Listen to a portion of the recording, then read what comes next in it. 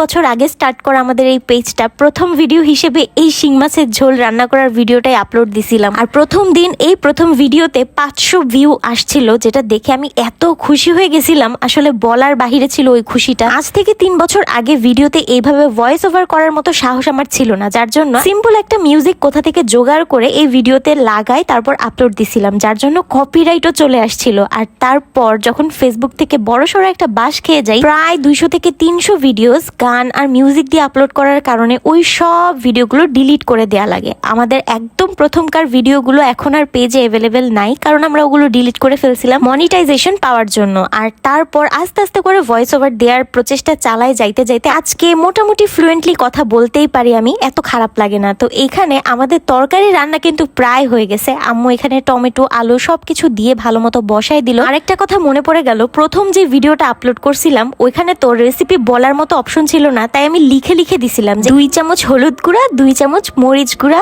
এভাবে করে সবকিছু লিখে ডিটেইলে রেসিপিটা লিখে দিছিলাম। আর ওই ভিডিওতে 500 ভিউ হওয়ার পরই আমার এত খুশি লাগতেছিল, মনে হচ্ছিল আমার সব কষ্ট সার্থক। এখন তো ভাবলেও নিজের উপর হাসি পায় যে কিভাবে আগে ভিডিও আপলোড করতাম আর আজকে কতটা ইমপ্রুভমেন্ট হয়েছে। আসলে 3 বছর একটা কাজে লেগে থাকলে কাজে বরকত তো আসবেই, তাই না? সবকিছুর জন্য একদম মন থেকে আলহামদুলিল্লাহ আলহামদুলিল্লাহ।